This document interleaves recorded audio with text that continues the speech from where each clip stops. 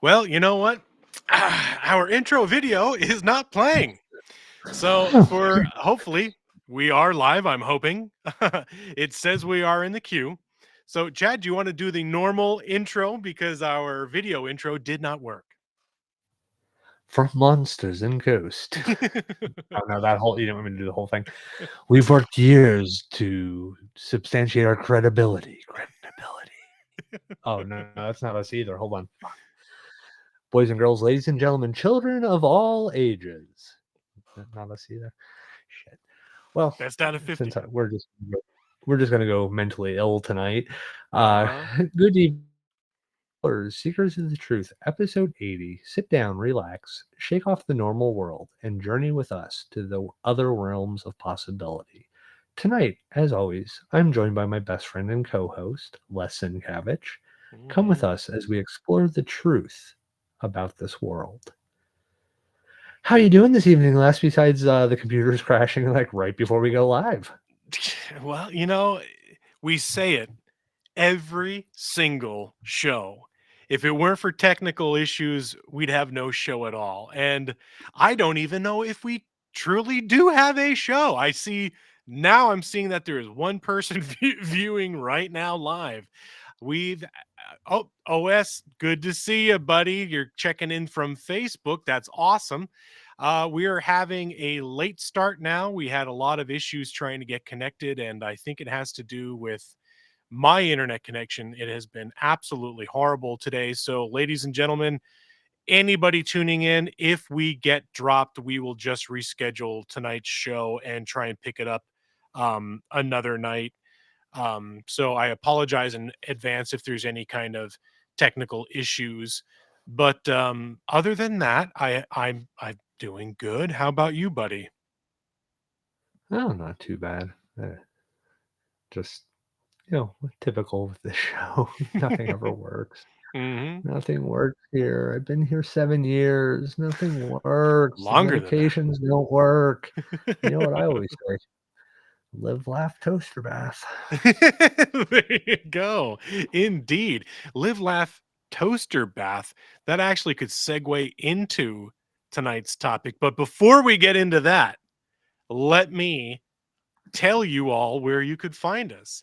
You could find us live on Facebook, on YouTube every other Tuesday night, providing we actually have internet service. You could find us on Twitter or X at Explorers Group, at our website, explorersgroup.com. And while you are watching our show on Facebook, please follow our page. If you're listening and watching on YouTube, please like and subscribe. um, oh, and you could also find us on all the major podcast platforms out there: Apple Podcasts, Spotify, Audible, Amazon Music. I think we're all on the biggies anyway. So, other than that, Chad, let's get into tonight's topic. Yeah, so tonight we're going to continue down this path of paranormal probabilities. Mhm, Last time we did a show, we talked about the possibility, what the possibility and probability of Sasquatch existing would be. mhm, And we covered, more on the fact based or natural based statistics on how certain areas would be able to sustain Sasquatch populations, as well as we discussed some of the more fringe theories like traveling through portals and dimensions. mhm, So tonight, we want to discuss the probability around ghosts and hauntings, for instance, mhm. kind of covering why do ghosts exist and what causes a haunting. And we'll look at, some of the scientific answers to some of this. So I just wanted to kind of start out the conversation today Mhm. with a Gallup poll. The first part of this was taken in 2005, where 32% of respondents said they believe in ghosts or that spirits of the dead can come back in certain places and situations. Now, that is 32%, and the same question was asked in 1990, and the result was only 25% that believed in ghosts or spirits. So as So time then goes on, it we, seems there's more believers then, huh? Mhm. And then in 2019, on an IPSOS poll, 46% responded that they did believe in the paranormal, ghost, spirits returning. Mhm. And this is actually from a Chapman University survey of American fears. And what they asked was, you know, what people feared. And Mhm. 9% of the 1,035 adult surveys said they feared ghosts, and the same amount feared zombies. Now, to give a caveat to this is done a few years ago. World wars, at the time, pandemic and stuff like that, Mhm. scored lower than that. So that just to give you kind of a reference point, like 9% of people in this survey, now I mean it's only 1,035 people, Mhm. they feared ghosts and zombies at about 9% each. Civil unrest, the pandemic, all these other factors were below 9%. Boy, if that doesn't tell And you then, something. yeah, in 2021, a poll of 1,000 American adults, 41% said they believed in ghosts, and 20% had a personal paranormal experience or what they believe to be a personal paranormal experience. Hmm. Well, we are without a doubt part of that 20%. Yeah. Now, and we had you mentioned earlier, like how the statistic went from 25 to 32, within a, 90 to Decade, 2005. yeah. Yeah, a little over a decade. Also think about how much more acceptable from 1990, like 1990, we're talking unsolved mysteries, is the quote unquote paranormal cryptozoology, ufology, conspiracy show. Yeah. Or You had things X-Files. like, yeah, well, X Files a little bit later into the 90s. I don't think that was a 90. No, I don't you're know. right, you're right. Yeah, it was later. Yeah, but even so, like the only presented as factual show is Unsolved Mysteries. Right. Then you get into things like the X Files becomes very popular. Mhm. I mean, Buffy the Vampire. You have all these, you know, TV shows and all this other stuff. Plus, then you also have the explosion of paranormal reality TV. Yeah, I think So you Ghost have Hunters your were the pioneers of that. ghost hunt. Well, there's that show in England prior to all that. That's kind of was a special done on like Halloween. So all these things start like rolling that ball. So therefore, it's more acceptable to admit to these things. Yeah. 'Cause I'm sure, if somebody asks you, do you like vanilla chocolate or strawberry ice cream? And the person's from Hershey's, you're probably going to say chocolate. Right, right. You know, True. I mean, to your point, you have all these TV shows, right, that are just gaining Mhm. popularity. It's no longer a taboo topic. It's no longer considered Yes. fringe. Now it's becoming more like we always say, it's mainstream. You have all the paratourism. You have so Mhm. many more outlets and avenues for people to kind of bring their guard down, relax a lot more, and Mhm. feel in a little bit more of an open public forum safe zone at this point Mhm. where they can talk about their Yeah. experiences. Well, and you think about it, like the Blair Witch Project, the Mhm. original movie, is presented as a real story. If you remember from back in like '99 when it came Yep. out, it was presented as 100% truth, and this was the film that was found, and the it becomes such a phenomenon. It was made for like $60,000 and made millions of dollars at the box office. Oh yeah, yeah. So definitely all these things contribute to, I think, that statistic going up. And, you know, in 2021, you're looking at 41%, which is 8% higher. It's grown like 8% almost every time this question's come up. Yeah. So you're definitely seeing um, a softening of the stance against it. And I mean, like, the last Gallup poll I think they did on religious beliefs, it's the first time, I think it was just, like, 2020, was the first time Americans fell below 50% in religious beliefs Mhm. of any sort. So, you used to have, like, "Oh, you didn't talk about ghosts because, your church friends, like where I live, you don't talk about this kind of stuff mostly in the open until you meet people and they're like, "Hey, you're into that stuff, right?" And you're Mhm. like, "Yeah, kind of, sorta." Like, "What do you want? What do you need? How can I? How's this conversation gonna go?" Because you're Yeah. neither going to start quoting the Bible at me, or you're going to tell me a story Right. that's happened to you. So, I think, yeah, it's definitely a softened stance on the whole subject matter. And I Oh, mean, yeah, absolutely. we have television shows that are on for 20 some seasons that are talking about, ancient aliens and ghost hunting and finding Bigfoot, and so I think I think that number will keep increasing. Oh yeah, for sure, for sure. And it's funny that you mentioned the religion too. Not that I'm not gonna I don't want to turn this into a religious show or debate or by any means, but it's funny how the amount of what used to be the fringe taboo topics are becoming more popular, more main street, and religion is now kind of becoming the taboo topic where it's almost like Mhm.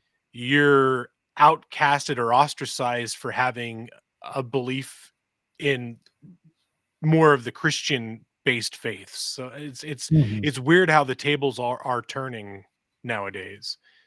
But yeah, it's Yeah, kind of interesting. there's definitely a swing, and I mean, and sometimes I also feel like, do they, when they say religion, are they counting like neo-paganism and these other, like, Wicca and all these other, quote unquote at the time fringe religions? Yeah.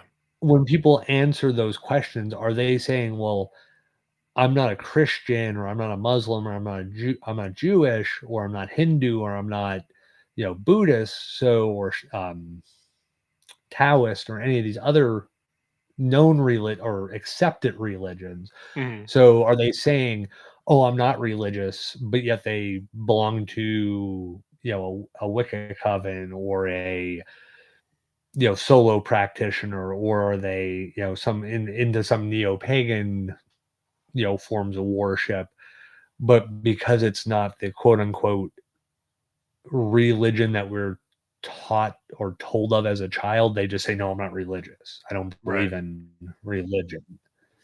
You know? It's But a again, good question there. yeah. So again, let's not, beat the religious horse, because there's Yeah, 4 of yeah. them, and it's a lot of beating to do. That's right. So let's talk about what a ghost is. So you wanna Yeah, I guess that's a good place to start. So we're going to be covering ghosts and hauntings and the probability of that. And before I go on, I just want to say hey to Cindy. Good to see you tuning in. So we have people tuning in from Facebook and YouTube. That's fantastic. So a ghost. I guess if you want to take the textbook definitions or standards, it's the belief in ghosts is based on an ancient notion that a human spirit is separated from the body and may maintain its existence after the body's death. In many societies, funeral rituals are believed to prevent the ghost from haunting the living, which that's something I never really heard before. I thought that was kind of interesting. And according to some believers, a ghost is the spirit of a dead person that either has not moved on to the afterlife or has returned from it. The definition of spirit can vary. Some describe it as a person's soul, while others believe it to be an energetic imprint that a person leaves behind on the world. But there are many different interpretations on types of ghosts, which we're going to be covering quite a few tonight, and some of them, as you guys will hear, and we'll kind of point it out as we go along. Some of these ghosts kind of overlap with different kind of hauntings, and we'll kind of call that out as we go. But we kind of decided to narrow things down to six common descriptions on what people attribute to being a quote ghost. So you could take the first one there, brother. Yep. So your first one is going to be your interactive personality, and these are, considered the most common ghosts that are spotted. And they're usually, a deceased person, someone you know, a family member, or perhaps a historical figure. And of course, these ghosts can be anywhere from friendly, not friendly, and can often show themselves off in a variety of different ways, Mhm. such as becoming visible. They can speak, that voice you hear sometimes. You hear somebody's voice in the house and you're like, oh, that was so and so, but so and so has been dead for 5 years, or make noises. They touch or emit an odor, such as like when you smell cigar smoke or perfumes, Mhm. like maybe your grandmother wore a specific scent. All of a sudden, you haven't years, and all of a sudden the wind is, you know, they're there, and they generally, from quote unquote experts, they generally retain former personalities from when they were alive, and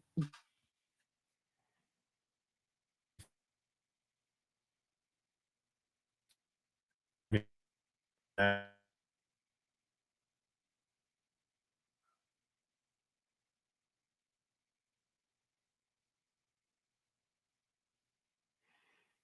Oh, Chad, I think we might have lost Chad. OS, you're saying no audio. Yeah, he's frozen up on my end too. So hopefully he comes back. Again, like we said earlier, yeah, there is his video just crashed out too. We're having a lot of technical issues tonight, which is no big surprise. So hopefully Chad comes back in. To kind of go along what Chad was talking about with the interactive personality. Um, and OS, you mentioned a really good point where Ghost has maybe the ghost has unfinished business here before it can move on. That is a very, very common assumption with more interactive personality or human-esque spirit hauntings, where it's the unfinished business that these people are trying to finish before they can officially move on. And Chad mentioned different odors that are emitted, like perfumes, cigar smoke, and stuff like that. um the place that I had lived at prior to where I'm at now was a old farmhouse, and one of the things we had a lot of weird things happen out there, which we had talked about on some of our past shows. Um, can you hear me? Nope, can't hear you, buddy. Try logging out and log back in. We'll get you back on the show. Um, I'm gonna close you out here, buddy. Try and log out and log back in. But, as I was saying, one of the things that we had noticed when we were living at that, old farmhouse was we would get these random just trailing scents of cigarette smoke, and neither of us smoked at the time. We'd just be either sitting at the dinner table, in the living room watching TV, and it was never strong. It was always this subtle hint of like an old ashtray, like stale cigarette smoke or cigarettes. And it was just very strange. Um and we noticed that several times at that farmhouse. We'd just be in the middle of a conversation. We'd both stop and like, "Do you smell?" We would call him the smoker. We're like, we could smell the smoker. And one of the weird things too is it actually followed us to the house that we're living in now every once in a great while. And we've never smoked at this house since we lived since we moved in here. I haven't smoked in almost 14 years, so it's been a long time. So there's nothing around here that would even cause that kind of an odor, but every now and again, there'd just be this faint, stale ashtray smell, and we'd just say to each other, "Oh, the smoker must be back." So that's kind of interesting how fragrances or aromas would kind of trigger something like that. Um, the next thing that we want to talk about is I hope Chad is going to try and log back in. I'm going to send him a message really quick and see if he's. Oh, hey, speak of the devil. Let's get him back in here. Again, I apologize, ladies and gentlemen. It's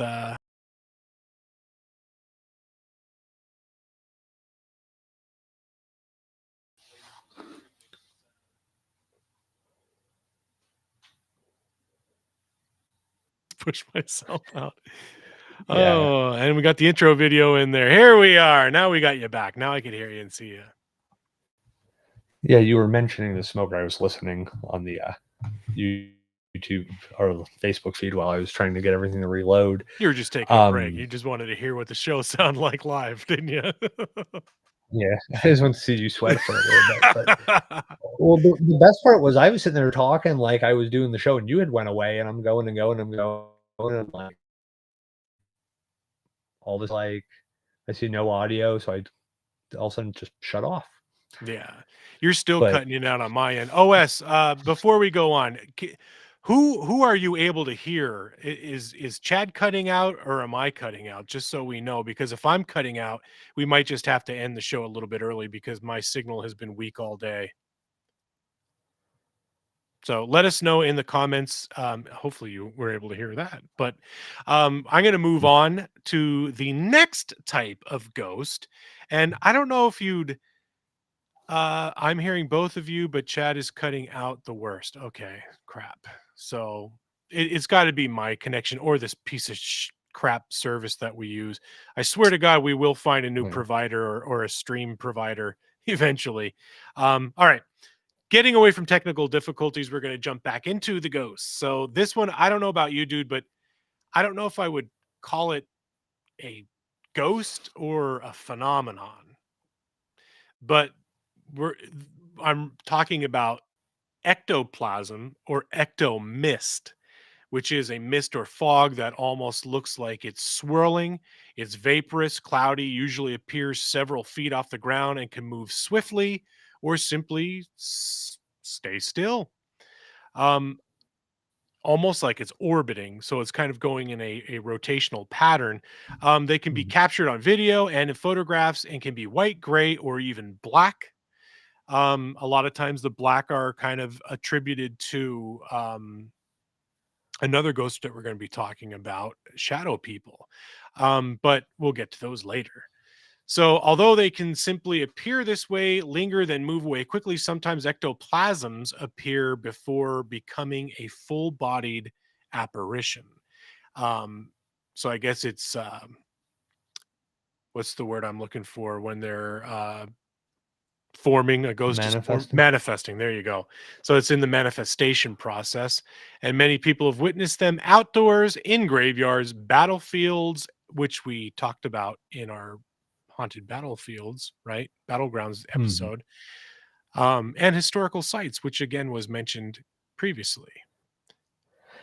So, and I mean, they don't really give a great bit of it, but this is more or less when they're saying the ectoplasm, they're saying more like the ball lightning that's being seen in some of these places, the will o' the wisp type things.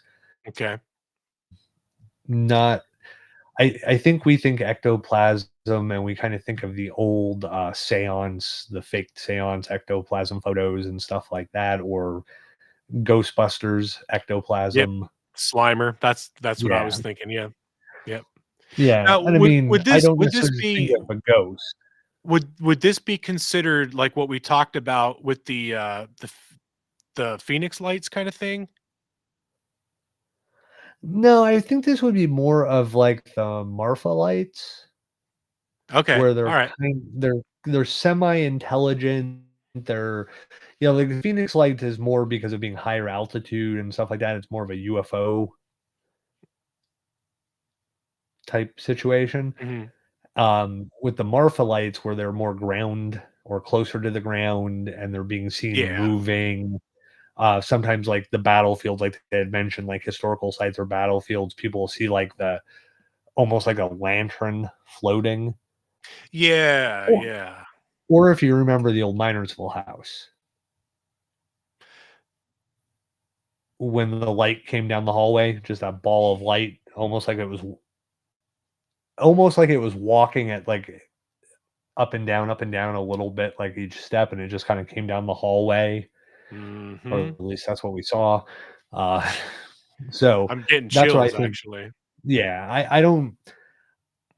I guess yes, because it's part of the whole paranormal ghost realm that we Mhm. kind of think of it that way. But yeah, I don't think it's necessarily. I think certain other ghosts that are on this list are um, more of what I think of when I think of ghost. Yeah. So, like the next one being like poltergeist. Mhm. So, this is a popular term, the movies, all that stuff. And it, really just means noisy ghost. And it basically comes from Germany. And it was ghosts that were knocking things over, making noise, and manipulating the physical environment. And of course, according to experts, this is the rarest form of haunting, but it's also one of the most terrifying because of the loud knocking sounds, lights turning on and off, doors slamming, and in some cases, even fires just randomly breaking out. Mhm. So, um, I we've all seen, or at least I think most people have seen the movie Poltergeist by now. Oh, yeah. It's that furniture being moved, dishes being stacked, banging on your walls. Um, and we've covered Poltergeist. We did a whole episode on Poltergeist, I believe. We When did, yes. Yeah, I think that was, like, so wow, really we early, like, episode 3. yeah, it could have been. Yeah, it was a long time ago. So we had talked about the different theories that go into that, like the naughty girl theory and stuff like that, where it's usually a young teenager around 13, generally is a female, and that's usually the target and the center focus of the activity. Um, Right. I know a few stories over the years where uh, people living in a house, the house is being remodeled. It's a single female living in the house, has a bedroom in the very back of the house. There's a bedroom, and yet somehow before they finish off the drop ceilings going into the bedroom, there's the pilot holes for all the electric lines, and the where the pilot holes are is a light, like somebody's holding a flashlight up to it, and it's just a light streaming through it. This person has family members come over, check out the house that as it's going on. And they go into the bathroom, they turn the bathroom lights out, but they figure, okay, let me turn on the bathroom light. It's not the same light shining through. It doesn't change the light when you turn it off. Go to the next room over, which was the kitchen, turn that light on, doesn't do anything. Turn the hallway light on, doesn't do anything. Check the attic to see if maybe there was a light up there that's shining through a crack or something. No light up there. Basically, the person just accepts, okay, there's a light shining through. I'm just going to go to bed. There's nobody in the house. Family members had checked the whole house.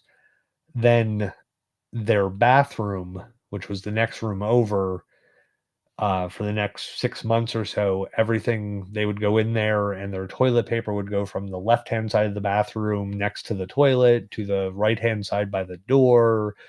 All their makeup stuff would go from sitting on the cab or on the counter to sometimes being in the shower, sometimes sitting on top of the toilet. Hairspray would, you know, slide off the thing, or, that are in there, yet it's a level shelf. It doesn't fall off on its own any other time. So definitely some poltergeist activity like that. That's a firsthand story that was relayed to me and stuff as a investigator. So that's Is more that of your poltergeist activity. that I don't wanna name names, but that was the house in the house we lived in, right? Yeah. Okay. I thought so. Well, Mhm. again, we've talked about this till we were blue in the face, but that same exact house, we heard the drawers opening, Mm. our knives and stuff being moved around, doors Mhm. opened and closed, doorknobs rattled, people called our names out in the middle of the night. I mean, the Mhm. list goes on and on. I mean, I'm literally getting chills right now, um, recounting these events that we had. Uh, the lights coming down the hallway was terrifying. Um, there were full body apparitions seen in that house by other people. Mhm. So, and OS says, I have personally seen two white ball lights, once on my property and one in Kelly's Ford. Well, that's interesting because the next ghost type that we're going to be talking about are orbs. I don't know if what you saw would be orbs or if they would be part of the ectoplasm or ectomist.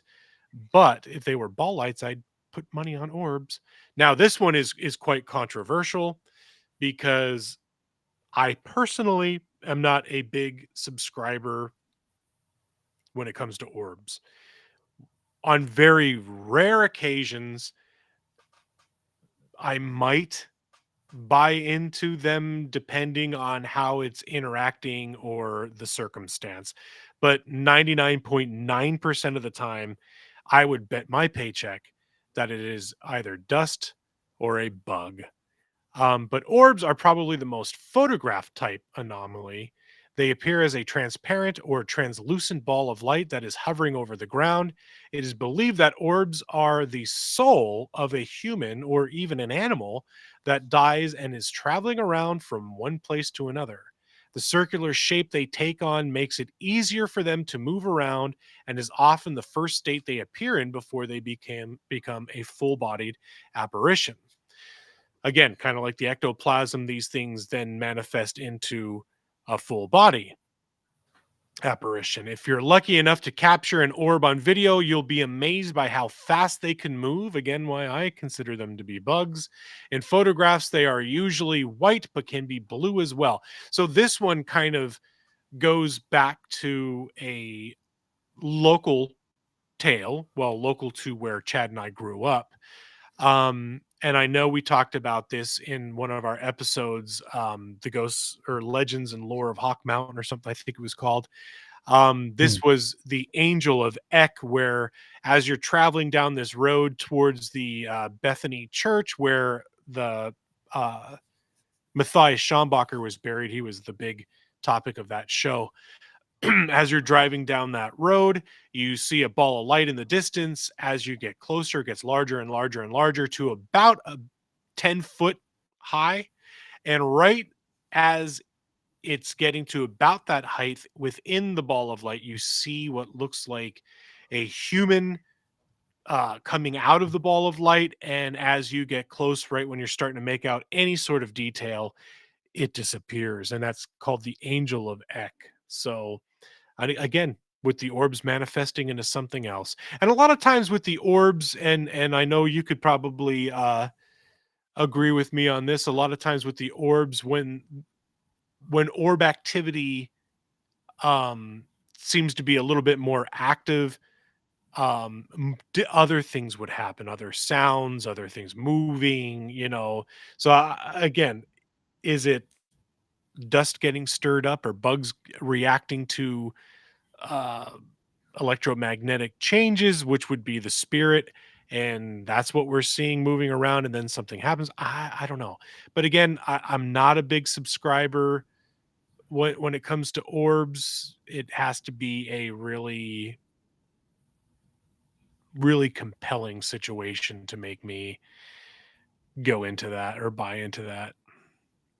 Yeah, a few years ago, the National Paranormal Society had put out a chart of orbs and basically showed what the different um like particles in the air, how they'll present in video or photography, the colorations and stuff like that. Like, this coloration is generally moisture, and this is generally, skin flake particles, and this is dander from an animal. And, it's probably about probably about 100 and some different orbs, broke down by, and this was done by like a lot of the camera companies and stuff like that were involved in this. So Mhm. yeah, orbs are hard for me to necessarily buy, especially if that's the only piece of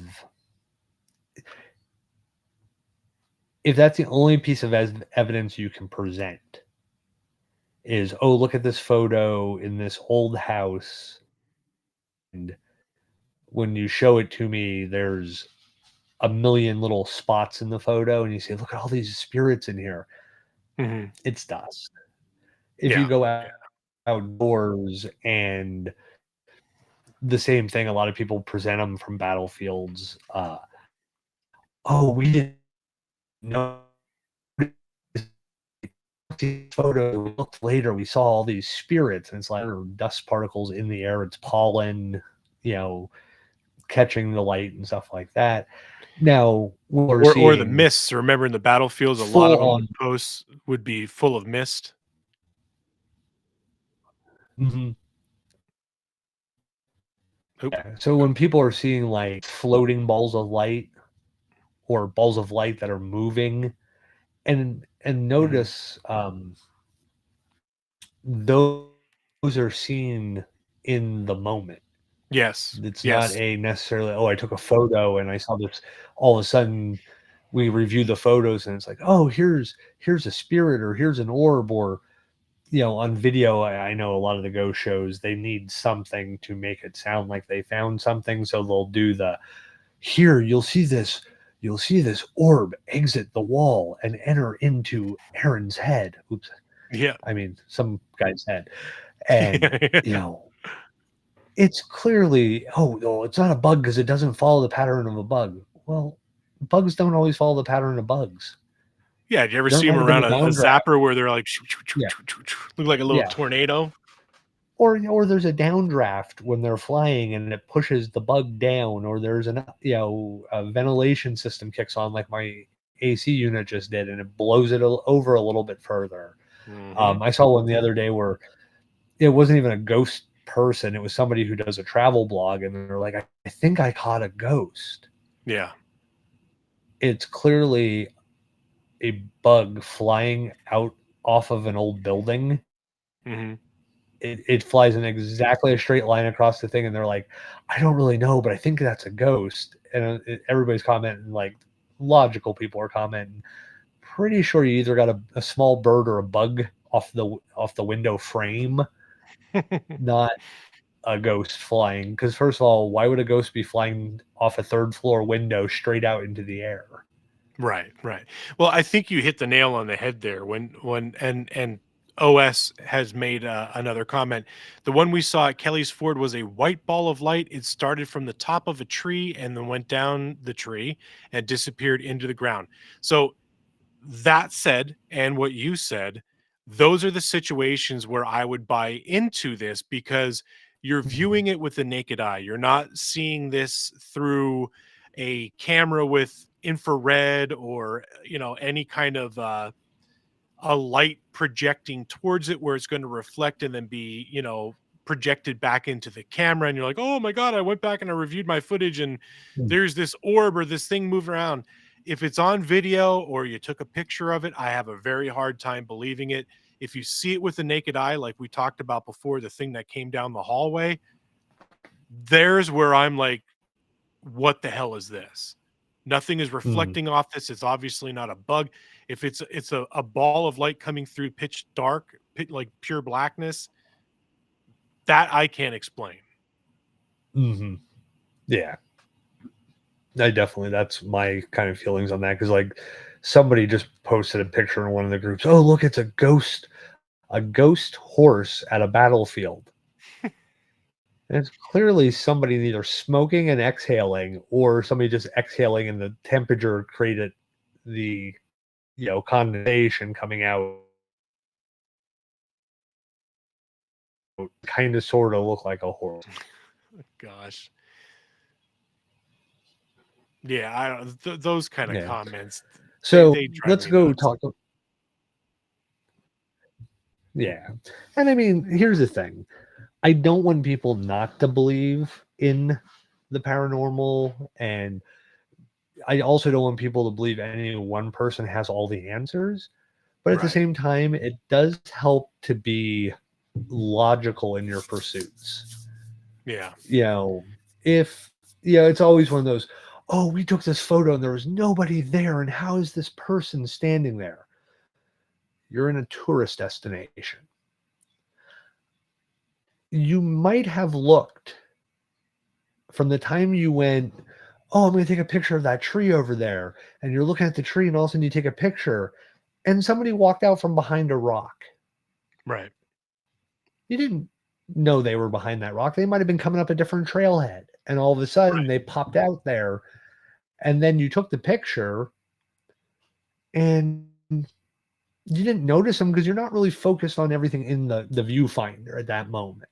You're not a professional photographer that's looking for specific, light angles and reflections and this. So you take that photo, you go down to you went from the battlefield or the historical building, you go to the diner and you're sitting there scrolling through your pictures and you're like, yo, I found something. And people are like, well, let me see it. Let me see it. Well, yeah, there was nobody up there while we were there. If you're in a Mhm. tourist area if you don't have security securing the facility and there's absolutely no way there's somebody in there with you, logic would say you probably caught somebody in their travels also. Right. It's Right. always Devil's Den. They always take a photo at Devil's Den, and there's always magically somebody standing there. Or the dumb one that they post probably once every 3 months about Gettysburg, and this ghost soldier on the road. It is clearly a reenactor walking from one section of the battlefield to one of the other monuments. You can see that it is a person. It's not a ghost. It's got feet. They're touching the ground. It's not floating. But of course, it's passed off as a photo. And of course, it gets shared. And of course, we all know you're involved in this stuff. People know it. They all send it to you like, oh, you know a lot about this. And I'm like, I can almost guarantee I know who that person is. Like, if I took you to Gettysburg, I'm pretty sure I could make you run into the person, and he's probably in the same outfit. Yeah, And probably. I also know for a fact he's kind of a practical joker and will occasionally hop out people's pictures because he sees people around, and then it's getting dusk and he'll be up there sitting, and he'll come out from one of the trees, like been sitting far enough back from the tree, and walk up to the tree and then step out and then step behind the tree. So there's people out there that do stuff like that, but when you're seeing stuff with your own eyes and stuff like that, you know just be logical. If you're seeing it with your own eyes and you can't get a reasonable explanation going, if you can get to a camera, great. If you can't, you got to really weigh out that when you talk to people, like, because Right. people aren't going to necessarily believe you, or they're going to believe you, but they're going to take your story and run with it, and it's going to become something completely different. So whisper down the valley, by the time it comes back to you, you saw the ghost or this ball of light followed by six conga lining Bigfoot and the Loch Ness monster and chupacabra. So just understand, use logic. That would be something to Next see. one, Hey, yeah, bef next one is kind of a funnel ghost. before you get into that one, I Cindy had posted quite a few, posts out there, and it's really, really interesting, and it goes back to the, interactive personality type of ghost, I would say. I'm gonna Mhm. just read this really quick because I think it's really Yeah, go cool. ahead. She says, "My mom went to the traveling Vietnam Wall and rubbed the name of a classmate who died there with pencil and paper. His name was Skip. After that, she started smelling a horrible, rotten smell around her. None of us could ever smell anything, but it would be so strong it would make her sick. Her cat started acting funny, like it was scared, and would sit at the doorway at her bedroom and stare into the room, making growling sounds and looking towards under her bed. And the cat would not go. It was so bad that she started asking around about a ghost or something, and they told her to burn the piece of paper. She did the pencil rubbing on, and she did it, and she never smelled it again. So that's pretty wild. And that is kind of like that interactive um spirit kind of thing. That makes me wonder how he died. Yeah. Because the smell and, like, this horrible rotting smell and stuff like that, like, it makes me wonder, interactive wise, was it him trying to contact somebody he knows to, pass on a message or, let people know, "Hey, I'm okay. It was over quick." You know, Yeah. it might have been, something. It just weird. I mean, I don't want to delve into the gentleman's personal, the family's tragedy there, but that just kind of struck me as interesting, like because it's not a bad thing, Hmm. um, because you're going, it was somebody, her mother was friends with or class, assume a classmate, they were probably friends to go get a little a reminder of him, like Hmm. somebody you knew, a little piece of him to always have with you. Right. For it to kind of take a negative feel to it seemed, maybe it was just something that was then attached to him from his death or something like that. You know, just a random kind of rolling that one around. But it's also, it's definitely some kind of intelligence because it was somehow bonded to the name. Yeah. But it also doesn't mean it was necessarily him. True. That's true. She went on for months. We had been sitting there playing cards, and she would keep gasping, shirt over her nose. Yeah, that's such a weird, like, almost to me, like maybe it was something not him, something else that maybe was like on the wall itself, Yeah, that's what I was like thinking. It had an something. attachment to the wall, and then it just Yeah, jumped. yeah, or manifestation of all that tragic death and like just kind of balled itself into that. Hmm. Yeah, that's weird. I don't know. Very good one though. Interesting, Thank you. like, Yeah, thank you for yeah. sharing that. Um, so like a funnel now, kind of moving on a little bit here with, right? These are most often spotted in homes or historical buildings. It's a funnel ghost or like a vortex, and they're generally associated with a cold spot. And their shape of a swirling funnel, and most times they believe it's, loved ones returning for a visit or to a former resident to a home, and they'll appear as wisps of light or swirling lights, and they are often allegedly caught in photographs, though I've never actually seen one that I would believe is necessarily that. Mhm. But if you think back to when we did talk about the recent haunted battlefields, they had that whirling ghost or something like that, where it was Yeah. like the soldier eventually, like the ladies that got trapped in the house, and it was like banging on the doors front and back, and it was swirling, you Yeah. know. So that's the only funnel ghost story that really sticks out in my head, is just from that previous episode. But I'm sure there's, if we looked it up, I'm sure there's probably over, a couple hundred years, we'd probably find a couple different solid Hmm. stories.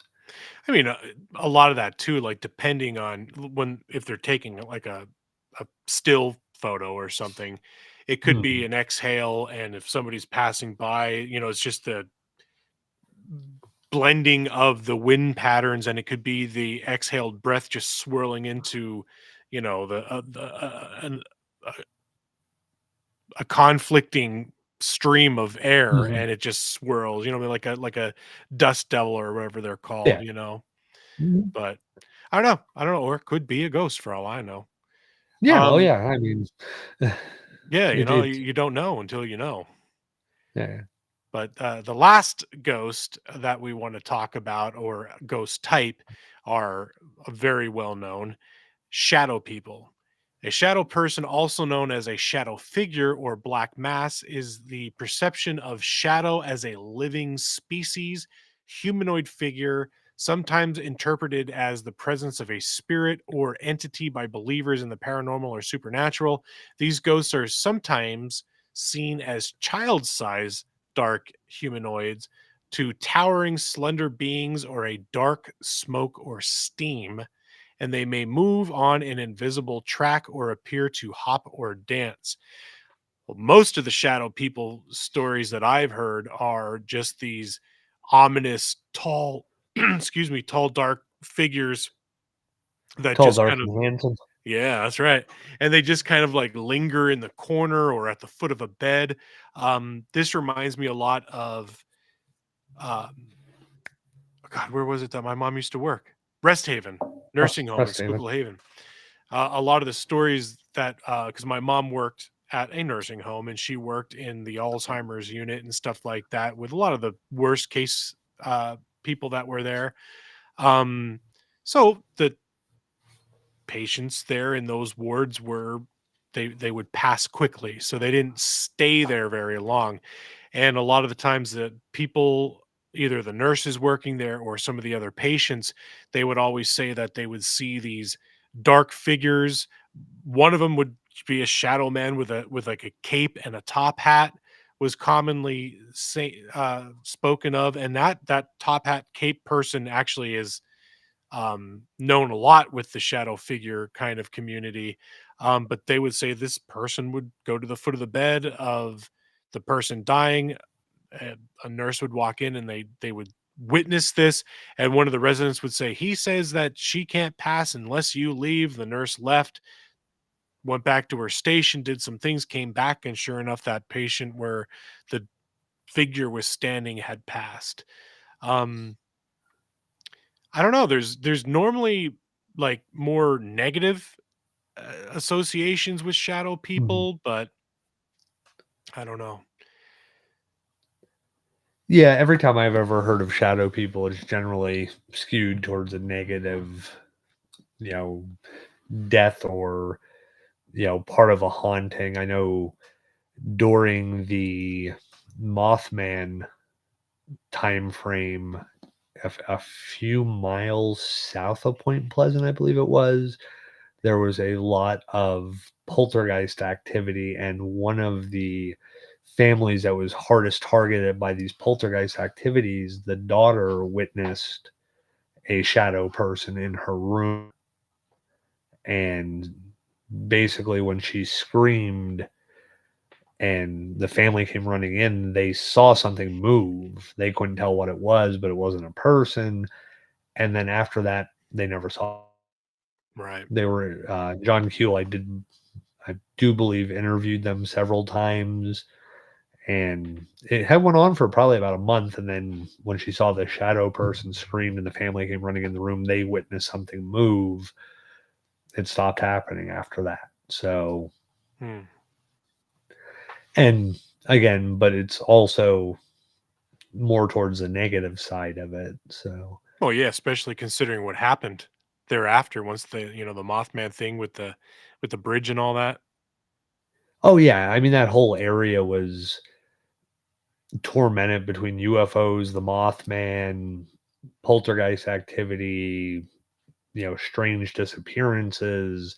It was definitely a weird scenario. OS has asked the question here: have you two ever seen a shadow person?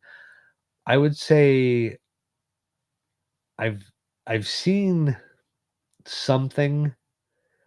I don't wanna say it was a shadow person necessarily, it was dark when I saw it, and again, I always try to logically explain this away as I could have 100% been lucid dreaming when this happened, and I was walking down a hallway and going to the bathroom. The bathroom was technically the hallway was an L, and the bathroom was the second doorway down the hallway.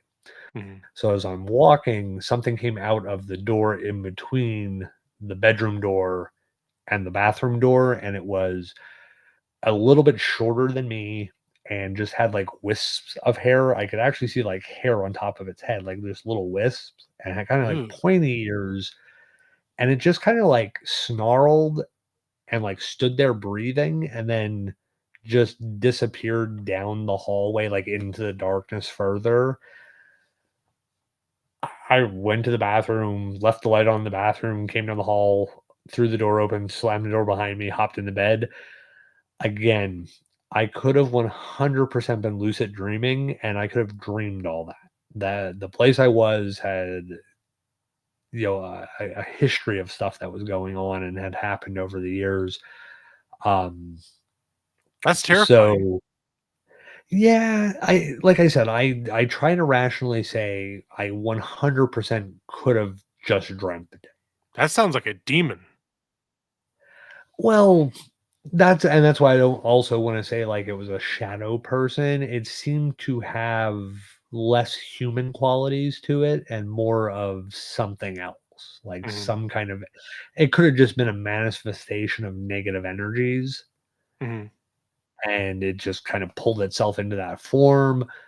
So I don't necessarily wanna say, like, I've ever actually seen a shadow person. Like, to me, that wasn't quite what that was. I don't N 1 or 2 people maybe over the years that we've interviewed, doing investigations and stuff like that have said they've seen them or have had experiences with them. Um, Me personally, I like I said, that one I don't I try to always tell people I was probably dreaming all that, Yeah. and it just happened to be the scenario of the location kind of always had that ability to do stuff. Yeah. So have Yeah. you ever seen would you say you've ever seen one? Well, I can't say that I've ever, well, I can't recall at the moment that have ever seen like a black form, like if it like a Mm, silhouette, you know what I mean, of a person. Um, I would say that mine is more of the something out of the corner of your eye. You mhm, think you see what appears to be someone or something, and just in a glance, and it's gone, like a dark shape or something like that. mm, Um, More of the black masses or blobs, I would say. Like I would see kind of like when you're in your room and it's dark and the lights mhm. not that great, you might see Yeah. something that's a little bit more dark off to the side and you kind of like squinting looking. The one time I saw something walk past the foot of the bed kind of quickly. I thought it was my wife because it Mhm, looked just like her, and I just she usually moves quickly. She's always like in a mm, hurry, and she was kind of going around the bottom of the bed and stuff like that. And I could hear walking like and kind of like feel like like when people walk through a room, the floor kind of moves, and I yeah, could hear and feel, and then like as it got around to the other side, I'm looking over and she's lying right there mhm, next to me in bed. So I was like, "Oh, that's kind of weird." But that's not the first time I've seen something that looked like her, but the other one wasn't. That was the first time was at the farmhouse. I heard somebody coming down the steps, and again, she would always come down fast. I could hear something mhm, coming down the steps, walking, and I was in the living room, and you could look through the doorway into the kitchen, and there was the dining room table, and then the stairs would be off to the left, but you couldn't see them where I was sitting. Um, Heard somebody coming down the steps, walked past the dining room table, look in at me, and I'm telling you it was her, Mhm. 100%. And it wasn't a black figure, like a shadow figure. It was, you could kind of see a little bit of detail because of the TV on, and Mm. from the TV light, you kind of make out a little, because it walked past, Yeah. looked in at me, and kept going around the dining room table. And I was expecting her to come back around into the living room. And I said, "When did you go upstairs?" And she goes, "What?" She answered me from the couch next to me, Yeah. you know. Maybe she, was just doing out of body experiences and was just, like, running around the house and doesn't wanna tell you that she does these things. You never know. You never know, because Maybe she she was sleeping. She's like, "I was yeah, sleeping." So, I don't know, maybe she did, maybe. I don't know. yeah. I don't know. Yeah, now I've seen, out at Hawk Mountain Cemetery, I saw Yeah, yeah, I a remember. dark a person and describing the way they were dressed, it was dark, like dark clothing. I Yeah, wouldn't say it was a shadow person. I would say it was more or less somebody in a dark colored outfit. And again, I'd like to reasonably believe that might have actually just been a real person. yeah, Being out at a cemetery in the middle of the night, it could have legitimately been a caretaker that they hired for weekends to kind of make sure the people that were out there weren't destroying the cemetery at night because it is kind of a hot spot for people to go. So it legitimately could have just been that. I yeah. try to rationalize a lot of things in my life so I don't have to deal with things I see. But Tell me about it. so let's talk about why hauntings occur though. Yeah. So parapsychologists often attribute hauntings to the spirit of the dead who have suffered from a violent or tragic event in the building's past, such as murders, accidental deaths, or suicides. Residential haunting activity can occur when someone has something traumatic, stressful occur, such as murder. Negative energy is literally blasted into the atmosphere and causes the atmosphere to imprint or record the event like a tape recorder, and it will play this event over and over again. But So go ahead. Sorry. the replays would be more of a non-intelligent Mhm. essence. So go ahead, you were going to say? Residual, right? Yeah, residual Yeah, haunting. Yeah. more of a residual haunting where it's just a replay of an event. Yeah, and If that, you guys ever I'm sorry. I keep cutting you off. Go ahead. yeah, if you ever watch the, British version of the show, Ghost, I think CBS has a version of it now, or ABC, one of them has a version of it. The original lady of the house, every morning at, like, 6 a.m., jumps out her bedroom window. It's how she died, and she Mhm. just replays the event of her going out the window every morning at 6 a.m. Now, the rest of the time, she's an intelligent spirit, but every morning without she has no control over it, she goes flying out the window. Jeez. Yeah. That's the comedy, right? Isn't it? That Oh god, it's a freaking the British version is freaking hilarious. I've never watched the American version. I've I watched the British version 2 or 3 times now every episode. really, I Oh, started it's watching great. the American version, and I it was funny, but I had to get a couple episodes into it before I started, like, gaining some traction with it. The British one, episode 1, halfway through it, the wife and I absolutely loved the show I'll have to check and that one out watched, like, binge watched it by the season. then.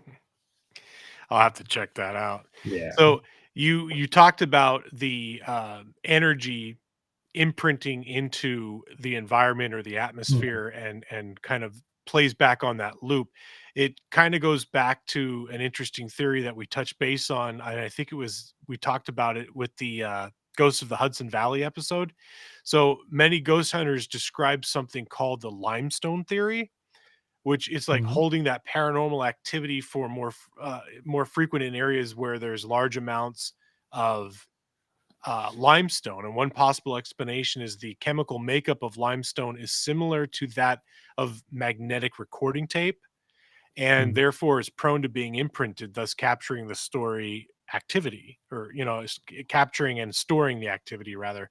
Yeah. And another theory is that the chemical makeup of limestone is prone to drawing, storing, and releasing electromagnetic fields, or EMFs, on which hauntings depend, thus enhancing any activity that happens to be in the area. So you have that. Mhm.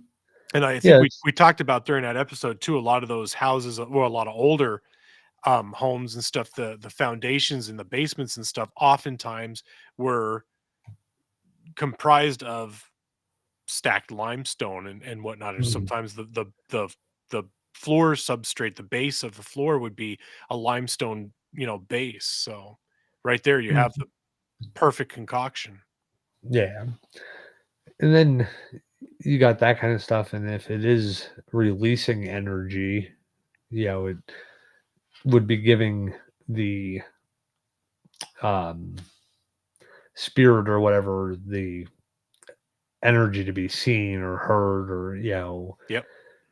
it may that this moment may replay an infinite number of times throughout the remainder of human history, but if there's no energy to see it or being released to feed it, it doesn't become visible. Right. And the limestone is actually the catalyst, the feeder of the energy to those situations. Mhm. So now you get stuff like residual hauntings, and you know those again, or you're looking at a haunting that the activity occurs when something traumatic or stressful happens, and then it's just basically that energy being put out there, or recorded. And sometimes they may be, you know the sounds of a party, Mhm. hearing music, singing, dancing, laughter when they enter into a Footsteps. specific room. Yeah, footsteps. And that's just kind of that residual energy that's kind of just being released and played over and over again. Mhm. um, you do get into those situations where on specific dates or times of year, those, for some reason, the moon aligns just right, and that energy allows the replay to happen. Yeah. We talked So a lot about that in the, Ghosts of Lost Lovers, or Ghosts of Lovers, or something like that. One of the yeah, lost lovers, I think. And then Yeah. again, you have your power or poltergeist activity, Yeah, which we which covered. is just that kind of more, I don't want to say violent, but more Physical. destructive.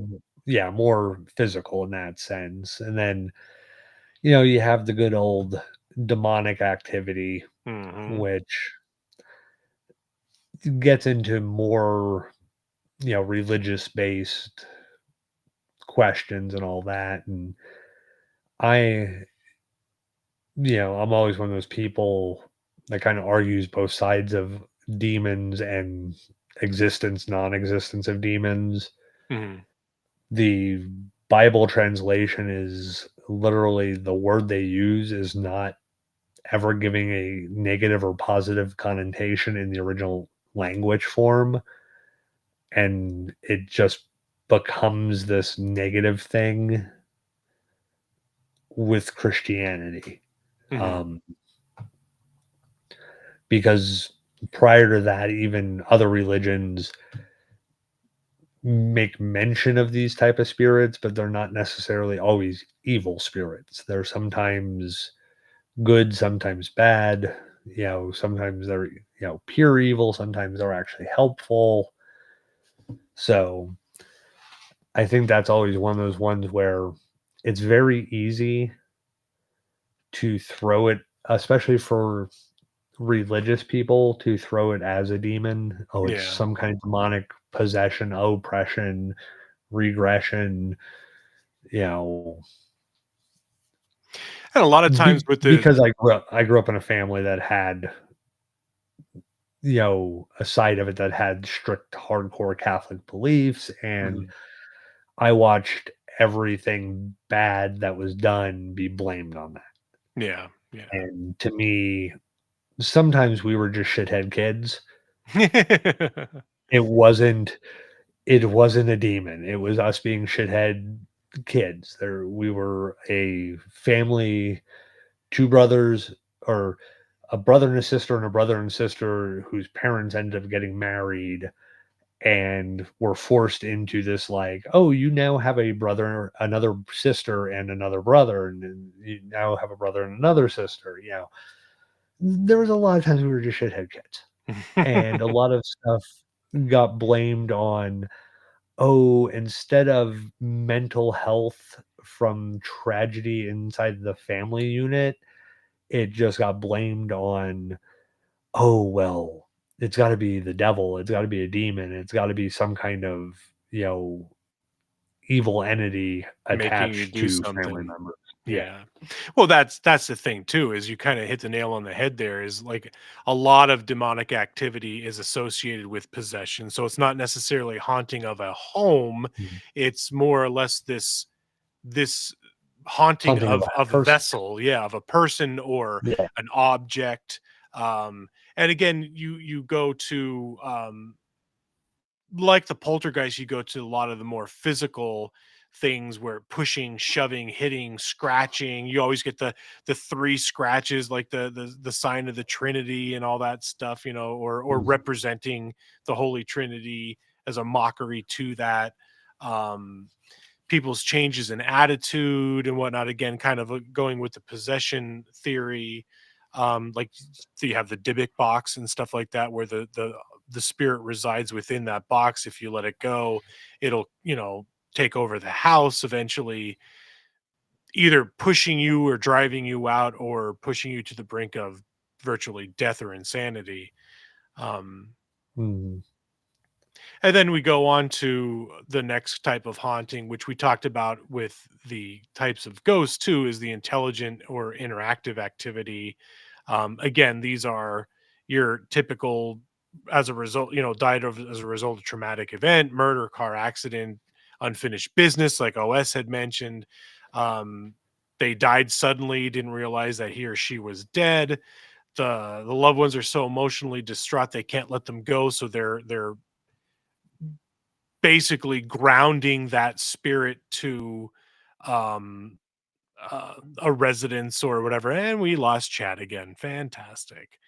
um so that's the intelligent interacting, where I mean it would do things interacting with you. Like if you would ask questions, it would respond.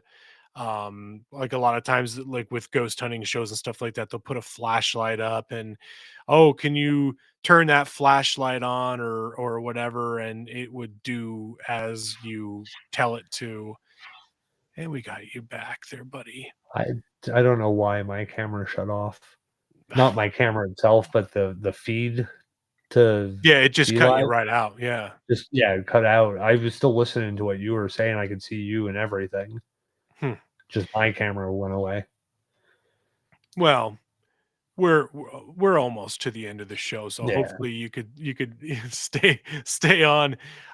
So I was just kind of like going over the intelligent activity, like Yeah. you said you heard. And then shadow people we had already covered, which the haunting and the spirit itself are kind of one and the same. Mhm. Anything you want to add to that we didn't already cover? No, I think we kinda hit all those. Yeah, but the next one I think is pretty interesting if you want to take that. We didn't talk about this one. The, portal hauntings? Yeah.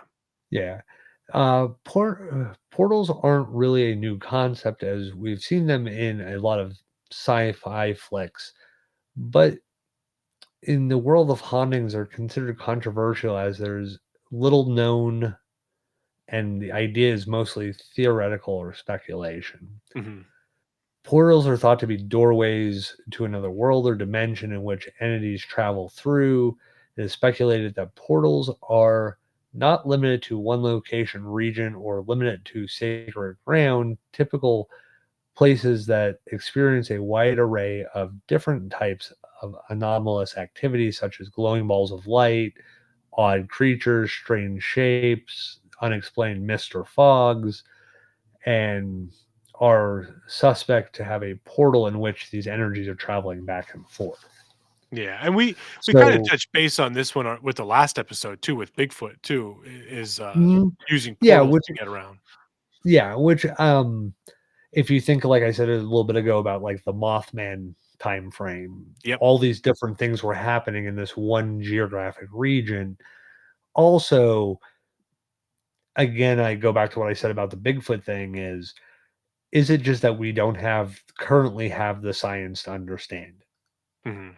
Because there was something kind of sort of released from CERN. I have not fact checked any of it. I don't really know, but somebody put it out there and it could 100%, I'm going to say it right now, could be 100% bullshit.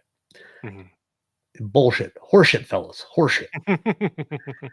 Um, but basically, it's this random thing I happened to see today was that somebody from CERN released information that there's actually some kind of entity inside the Hadron Super Collider.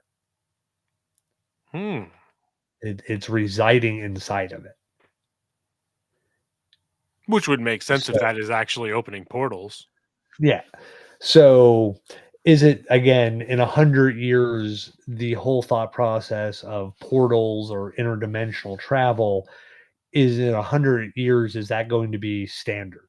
And all this stuff we've speculated on, and people have said, "Oh, you know, it's not a portal." Like ghosts aren't using portals, or Bigfoot isn't using portals, or this isn't using portals. 100 years from now, we use portals to travel, and all of a sudden we're like, yeah, technically Bigfoot comes from this dimension over here where this primate is the dominant species, and we're actually the thing that hides in the woods. And ghosts are actually just interdimensional travelers from a timeline where we've accidentally opened a doorway to the Civil War, and because the battlefield where they fought is in, Manassas, that's where their energy portal opens, and randomly, because we've accidentally opened this portal, we can't necessarily control where this one open when it opens or closes, but randomly people will see a scene from the battle, yet there's no reenactors. Right. And so 100 years down the road, this may be a standard. It might be the internal combustion engine of travel for that time frame, and the understanding of the science may be greatly different than what we currently see. So I'm always one of those people. I like to think that it could possibly be something like that. It's just not necessarily something we understand currently. Right. Well, speaking of science and where it's taking us, let's talk about, and this will conclude the show. Um, I think we kind of counterpointed throughout the whole show anyway, but we found some things that we thought were interesting. Like I think it was Scientific America or something like that, where I got a lot of this information from. I forgot which site I pulled it from apologetically. Um, but we're going to see kind of like we're going to talk about what science thinks of ghosts and hauntings. So the scientific view on ghosts and hauntings is the overwhelming consciousness of science is that there is no proof that ghosts exist. Their existence is impossible to falsify, and ghost hunting has been classified as pseudoscience. So, despite centuries of investigation, there is no scientific evidence that any location is inhabited by the spirits of the dead.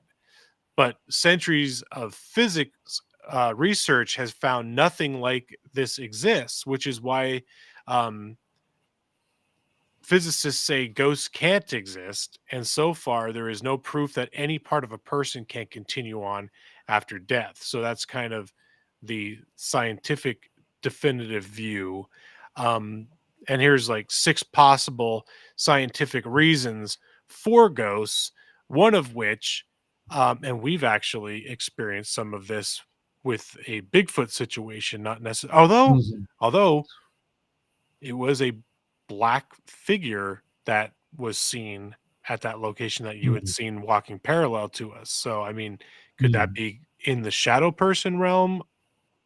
I don't know. But low Yeah. frequency sound, one study has suggested that infrasound, which is what we were referring to when we had our Bigfoot kind of sighting, um, may cause feelings of awe or fear in humans. It also has been suggested that since it is not consciously perceived, it may make people feel vaguely that odd or supernatural events are taking place. Another possible reason for ghosts is mold. Mold toxicity can Mhm. manifest in different ways in people. It's more commonly linked to physical problems such as difficulty breathing, fatigue, and headaches. But research shows that it can present itself in a psychiatric way too.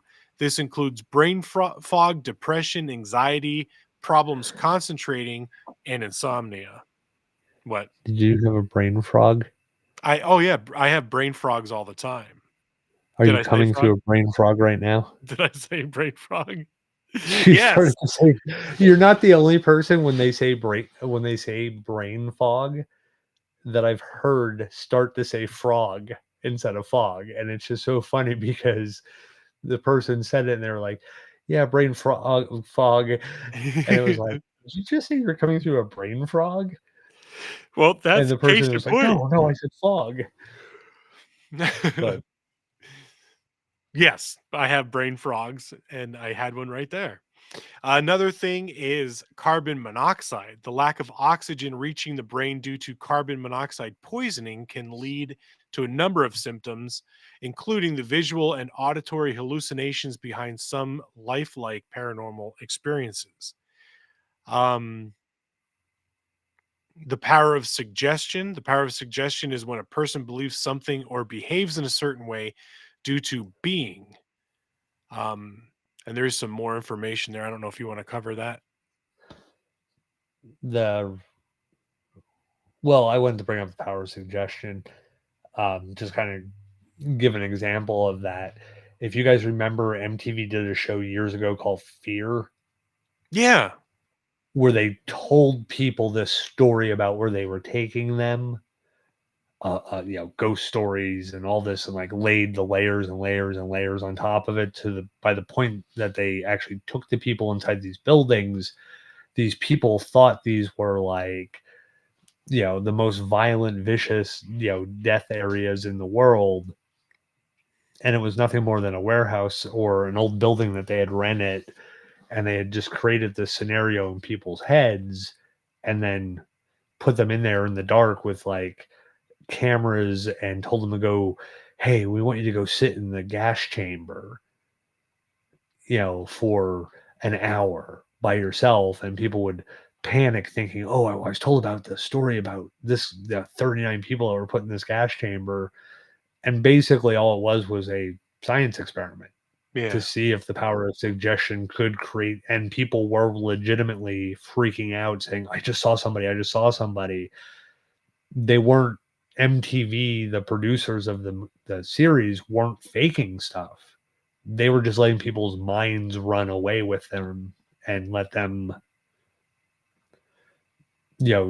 see things that weren't really there. Hmm. So I forgot now you about get that show. That was a good one. I that's one of my favorite shows that isn't paranormal, but it shows a lot of how you can paratourism. I can get a building, had one little incident happen in it. I tell five of my friends to kind of start telling I tell you a ghost story about the building I bought downtown. Mhm. Oh, somebody told me that building's haunted. Well, it's like my house. I told my one friend that worked with me at the newspaper, "Hey, we finally bought that house and all that." Or my wife told her, and she's like, "Oh, they all said all the carriers used to say that house is haunted." And then she like said to the wife, "Well, is it haunted?" And my wife's like, "Not that I've noticed." Mhm. You know, but it has a reputation of because it's an older log cabin. It's one of the original houses in town, so people just already assumed it was haunted. So if I sat here and just laid out this story and then told people the story enough and made up some murder that may or may not have happened on the property, and then said, "Hey, yeah, I've been seeing stuff," and then all of a sudden start renting it out to people like, "Hey, on Friday and Saturday for $400, you can come investigate the house. The wife and I will go somewhere while you guys are doing it. We'll spend that $400 eating steak dinners and laughing at you because we know it's not anything." But sooner or later, somebody would get a weird EVP and they'd post it online, and then the next group would, "Oh, we saw something in the hall, in the stairwell, and da da da da da." And there was a weird cold breeze because we got air system blowing on me right now. Mhm. Yeah. So that Which that kind of stuff you can. go ahead. Oh, go ahead. I was No, gonna I, say I'm, that I you're talking about the, air conditioner. I said, "Well, that segues beautifully right into our yeah. next" Yeah, uh so you get into drafts that affects the sense in people, making them feel what they are thinking is a ghost or a paranormal sensation. Drafts can be created by cool breezes or cold, or drafts can create cold breezes or cold spots in rooms, most commonly attributed to spirits passing by or standing stationary in an area where the drafts are felt. Mhm, So, you get an old house, they're not sealed great. Take a FLIR thermal camera to your house and look, you will see where you're losing a lot of your heat in the wintertime. mhm. And then You when you got to have figure those, where thermometer guns that where you're like, "Oh my god, it's cold right here. It's yeah. 70 over here, but it's only like 40 over here," but it's like right by, uh, a weak Mm, point in the structure, and that's where the air is yeah. coming in at. hmm Or, I turn off the air conditioner, but the way the vents are pointed, they're blowing on a specific area. Well, the area right here where my laptop is colder than the area a foot to the left or to the right of it because the air is not blowing on either one of those spots. Right. So there's going to be some degrees of difference. Now you get into things like traumatic experiences, such as a death of a loved one could contribute to the development of phasmophobia in some cases, which is just a persistent fear of ghosts. And Mhm, comes from the Greek language phasma meaning apparition and phobia meaning fear. And it's brought about by experiences early in childhood, cause suffering, experiencing panic attacks. So you're looking at that like, you have a grandparent pass as a you miss them, you love them so much, they were so, and then you wake up in the middle of the night and they're sitting on your bed. mhm, You know, again, it could be just a lucid dream that, that traumatic experience of losing them is making you project this thought, or your brain is actually projecting their image there. And then you're having a conversation and, you know, you're seeing them interacting with them could be just, from the trauma of losing them. mhm. Or that need to have them back, like you're almost Yeah. creating them, you know? Yeah. Or, the need for closure, Yeah, yeah. like having that last conversation saying, "Oh, I love you," and then saying, "I love you," and then going away. And, you know, we just like to be scared though, too. That is very true. Very I mean, true. think about movies and all this other stuff. You know, there's millions of dollars made every year on horror movies, Mhm. sci-fi horror. Fa- I mean, you go on Tubi, there's a gazillion horror movies that you could spend months sitting there just watching one after another after Oh god, another. yeah. for and sure. you'd still only be halfway through their catalog. Well, look at the like, Ooh, as far as, like, attractions go, like the haunted houses that you mhm, pay to go into, you know what I mean? yeah, Not like ghost hunting, but theme parky kind of haunted mhm, houses. You know, there is a huge market for it nowadays, and yeah, that's a very good point, is, like, we just enjoy being afraid, so mhm, could it just be, again, our own manifestation of, "I saw something," well, automatically your brain goes, "Well, it's a ghost," you know, because we want yeah. that fear factor. Well, think about it. You don't sit around the, campfire telling, muscle car stories. You sit around the campfire telling ghost stories. That's right. You That's know, right. it's part of our DNA is that one. I mean, even think like I figured out that one day how many millions of dollars just in Gettysburg are spent on ghost tours every year. Oh god, yeah. You know, the even if you don't believe in ghosts, you'll still take a ghost tour because hey, maybe it'll change my mind, or it's just a good story that you can sit back and at a campfire with your buddies. Hey, I heard Mhm. this story about Gettysburg and this ghost that comes out of the wall and does this and does that and then disappears. So Yeah. We have that innate draw to the unknown and things that make you scared.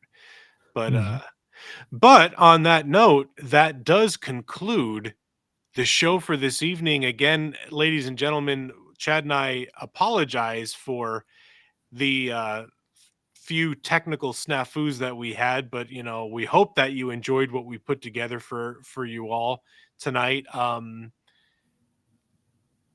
I don't know what we're going to be talking about next, but anybody who has a topic that they'd like for us to cover, please comment on YouTube, comment on Facebook, or private message us on there and let us know what you would like us to talk about, or comment it under tonight's show. Any kind of suggestion is a good suggestion. Um, as we always say, although I didn't do it halfway through the show because I didn't know how things were going to go, you can find us on Facebook and YouTube live every other Tuesday night. Comment under the show, as many people have been doing tonight, and we will try our very best to get back to you on that. While you're on Facebook, follow us on Facebook, like and subscribe on YouTube. You can find us on Twitter or X at Explorers Group, at our website, explorersgroup.com. We are on all the big podcast platforms or providers like Apple Podcasts, Spotify, Audible, Amazon Music, the list goes on. We appreciate each and every one of you for tuning in. Again, I hope you enjoyed it. Chad, thank you as always for going through this journey with me and spending time with me every other Tuesday night. Not that we don't talk to each other every day. Yeah. Cool. Yep. Well, thank you everybody, and you know, let's just say send out some positive vibes for the people in the Appalachian Mountains, North Carolina, Tennessee. Hopefully that Yes. gets back to normal soon. And also for the folks in Florida who will be facing by tomorrow night a anywhere from category 3 to category 5 hurricane coming straight across the middle of Florida. So everybody be safe. You know, reach out to us if down the road you need some help. You know, we can gladly help you out, get you some point it in the right directions. Yeah. Very well said. Yep. All right, everybody. Good night, and we'll see you in 2 weeks. Hopefully, you guys could find a topic for us. Otherwise, we'll do some digging of our own, and we'll let you know. All right, everybody. Good night. Good night, buddy.